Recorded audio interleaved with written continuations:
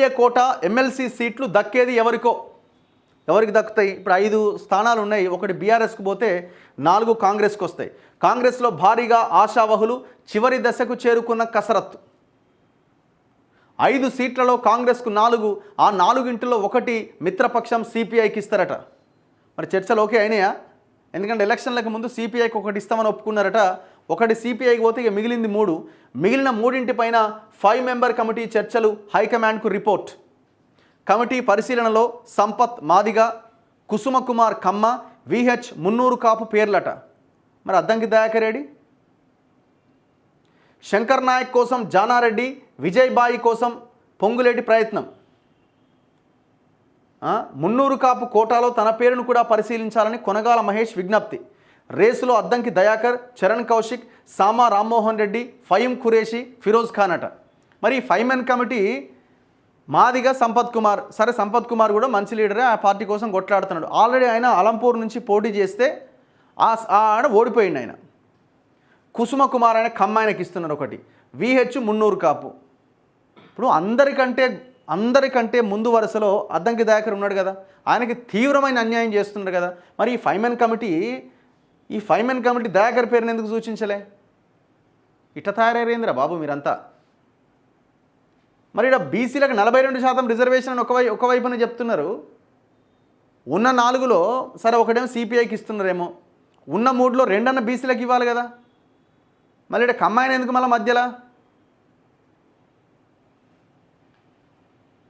కమ్మాయినకు already ఈ దీంట్లో ఉన్నారు కదా వీళ్ళు, మన మంత్రివర్గంలో ఉన్నారు కదా వాళ్ళు. ఎమ్మెల్యే కోట ఎమ్మెల్సీ సీట్లపై కసరత్తును కాంగ్రెస్ పార్టీ స్పీడప్ చేసింది. పలువురి పేర్లను 5 మెంబర్ కమిటీ పార్టీ హైకమాండ్కు పంపింది. ఆదివారం వరకు హైకమాండ్ నుంచి ప్రకటన వచ్చే అవకాశం ఉంది. మొత్తం 5 సీట్లకు గాను 4 సీట్లు కాంగ్రెస్ గెలుచుకునే ఛాన్స్ ఉండడంతో వీటిపై పార్టీలోని సీనియర్లు, యువనేతలు ఆశలు పెట్టుకున్నారు. ఈ నెల 10వ తేదీ వరకు మాత్రమే నామినేషన్ గడువు ఉండడంతో అభ్యర్థుల ఎంపికపైన ఇటు సీఎం రేవంత్ రెడ్డి, అటు పీసీసీ నాయకత్వం కూడా దృష్టి పెట్టింది. ఇందులో భాగంగా సీఎం రేవంత్ రెడ్డి గురువారం సీనియర్ నేత జానారెడ్డిని కలిసి ఎమ్మెల్సీ అభ్యర్థుల ఎంపికపైన చర్చించారు. బుధవారం 5 మెంబర్ కమిటీ సమావేశమై చర్చించిన అంశాలను జానారెడ్డి దృష్టికి రేవంత్ తీసుకెళ్లారు. అంటే ఇప్పుడు జానారెడ్డి డిసైడ్ చేసేది? జానారెడ్డి డిసైడ్ చేస్తున్నాడు, ఇంకొక రెడ్డి నాయకుడో ఇంకెవరో డిసైడ్ చేస్తున్నారు. ఇక మీరు కష్టపడ్డవానికి ఎవరికి ఇస్తారు? ఇప్పటికే మీ పార్టీ పాతాళానికి తొక్కబడుతున్నది. మీ పార్టీ విధానాల మీద మాట్లాడేటోడు దిక్కులేడు. ముఖ్యమంత్రి చుట్టూ అంత థాల్ బ్యాచ్ ఉన్నది, అంత ఒక్కడి కూడా మాట్లాడడానికి రాదు. మీ విధానాలు, మీరు చేసే పని చెప్పుకోవడం రాదు. అట్లీస్ట్ మీ మీద జరుగుతున్న దాడిని తిప్పికొట్టే సోయి లేదు మీకు. బలంగా మాట్లాడగలిగే నాయకులని తెచ్చి దగ్గర పెట్టుకుందామన్న ఆలోచన అసలే లేదు. వీళ్ళకి ఏముందంటే పైసలు ఇస్తే జనం ఓటేస్తారు. ఇప్పుడు ఎలక్షన్ లేవు కదా, 2 నెలల తర్వాత చూసుకుందాంలే, అప్పుడు చూద్దాంలే, ఇప్పుడైతే మనం వాళ్ళకి ఇచ్చుకుందాం, ఈ ఆలోచనతో ఈ నాయకులు ఉన్నారు. కానీ ప్రజలు గమనిస్తున్నారు, మామూలు సినిమా ఉండదు. మీకు ఆల్రెడీ మొన్న ఎమ్మెల్సీ ఎలక్షన్లో బలమైన సినిమా చూపించారు. మీ క్యాండిడేట్ ఓటుకి 1500 రూపాయలు ఫోన్పే, గూగుల్ పే చేసినా మీకు ఓటమి టేస్ట్ చూపించినారు మీకు. మళ్ళా ముఖ్యమంత్రి అంటాడు, మనం చెప్పింది చెప్పుకోలేకపోతున్నాం, చేసింది చెప్పుకోలేకపోతున్నాం. అసలు ఆడ మాట్లాడేటోడు ఉండాలి కదా, నోరున్నోడు ఉండాలి కదా.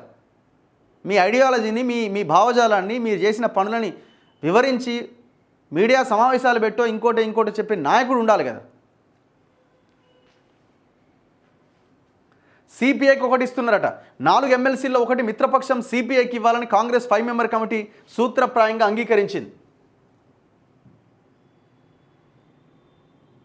అసెంబ్లీ ఎన్నికల సమయంలో పీసీసీ చీఫ్ హోదాలో సీఎం రేవంత్ రెడ్డి ఒక అసెంబ్లీ, 2 మండలి సీట్లు సిపిఐకి ఇస్తామని హామీ ఇచ్చారు.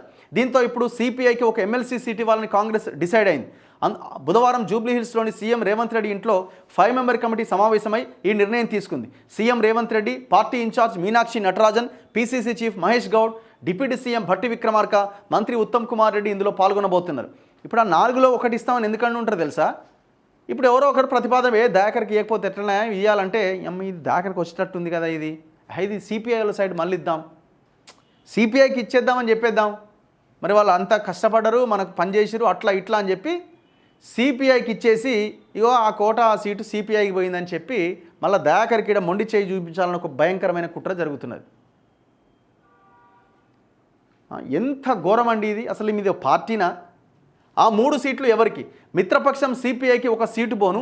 మిగిలిన 3 సీట్లలో ఒకటి మాదిగ సామాజిక వర్గం నుంచి మాజీ ఎమ్మెల్యే ఏఐసిసి కార్యదర్శి సంపత్ కుమార్కి ఇవ్వాలనే నిర్ణయానికి 5 మెంబర్ కమిటీ వచ్చిందట. మరొకటి కమ్మ సామాజిక వర్గానికి చెందిన పిసిసి మాజీ వర్కింగ్ ప్రెసిడెంట్ కుసుమ కుమార్కి ఇవ్వాలనే దానిపై కమిటీ క్లారిటీకి వచ్చిందట. త్వరలో జిహెచ్ఎంసీ ఎన్నికలు ఉన్నందున గ్రేటర్ పరిధిలో కమ్మ సామాజిక వర్గం సుమారు 5 లక్షల మంది ఉండడంతో కుసుమ కుమార్ వైపు కమిటీ మొగ్గు చూపిందట.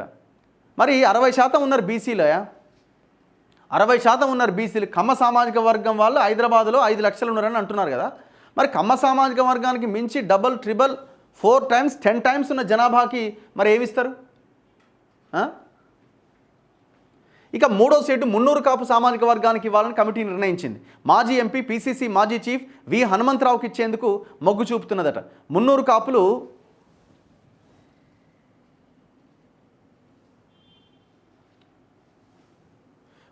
కాపులు ఇటీవల విహెచ్ ఇంట్లో సమావేశమైన అంశం 5 మెంబర్ కమిటీ చర్చించిందట. అయితే మున్నూరు కాపు సామాజిక వర్గం నుంచి తనకు అవకాశం ఇవ్వాలని టీపీసీసీ అధికార ప్రతినిధి కొనగాల మహేష్ పార్టీ హైకమాండ్ కోరుతున్నారట. కాంగ్రెస్ అగ్రనేత రాహుల్ గాంధీ యువకులకు ప్రాధాన్యం ఇస్తున్నందున ఆ కోటాలో తనకు ఇవ్వాలని ఆయన అంటున్నారు. కాంగ్రెస్ ప్రతిపక్షంలో ఉన్నప్పుడు అధికారంలో ఉన్న టీవీ డిబేట్ల ద్వారా పార్టీ గొంతును బలంగా జనంలోకి ముందుకు తీసుకెళ్లా. తనకు ఒక అవకాశం ఇవ్వాలని మహేష్ కోరుతున్నారు. ఎమ్మెల్యే కోట ఎమ్మెల్సీ సీట్లలో బీసీలకు 2 కేటాయించాలని, అందులో ఒకటి యాదవ సామాజిక వర్గానికి ఇవ్వాలని పీసీసీ ప్రధాన కార్యదర్శి చరణ్ కౌశిక్ యాదవ్ అంటున్నారు. ఈ మేరకు పార్టీ ఇన్ఛార్జ్ మీనాక్షి నటరాజన్కు విజ్ఞప్తి చేశారు.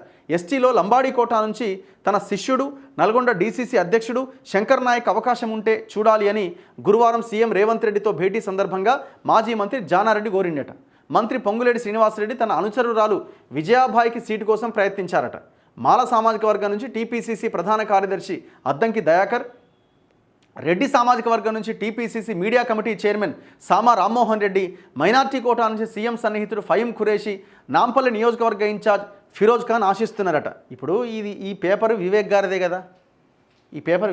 కదా, మీ సామాజిక వర్గము అద్దంకి దయాకర్ సామాజిక వర్గం ఒకటే కదా, మరి ఆయన పేరు ముందుండాలి కదా, మరి ఆయనకి ఎందుకు ఇవ్వరని ఒక లైన్ రాయొచ్చు కదా. ఆయన తీసుకుపోయి లాస్ట్లో రాసిండు.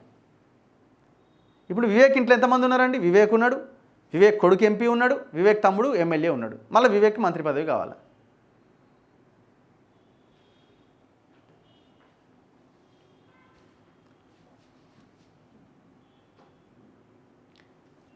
సో ఇప్పటికైనా ఆయనకి న్యాయం చేయండి, అద్దంకి దయాకర్కి న్యాయం చేయండి. న్యాయం చేయలేకపోతే మీ పార్టీ ఇంకా దారుణాతి దారుణంగా తయారైంది. ఇప్పుడు వాళ్ళు భుజాన వేసుకొని మాట్లాడుతున్నారు పార్టీలు, వీడియోలో అదో ఇదో. సరే మా పార్టీ అనో లేకపోతే ఐడియాలజీ ఇక్కడి నుంచి మనం వెళ్ళలేమనో ఏదో ఒక కారణం చేత మీ పార్టీ మీద ఉన్న ప్రేమతోని వాళ్ళు మాట్లాడుతున్నారు. రేపు ఉన్నది కూడా వాళ్ళు మాట్లాడడం ఆపేస్తే దయాకర్ లాంటి వాళ్ళు మీ పార్టీకి దిక్కే ఉండదు. మాట్లాడచ్చు వేం నరేందర్ రెడ్డి మీద, మీ పార్టీ ఐడియాలజీ మీద డిబేట్కి రమ్మని వేం నరేందర్ రెడ్డిని. మీ చుట్టూ ఉన్న వాళ్ళ బ్యాచ్ ఇదే కదా, రమ్మనండి, డిస్కషన్కి రమ్మనండి.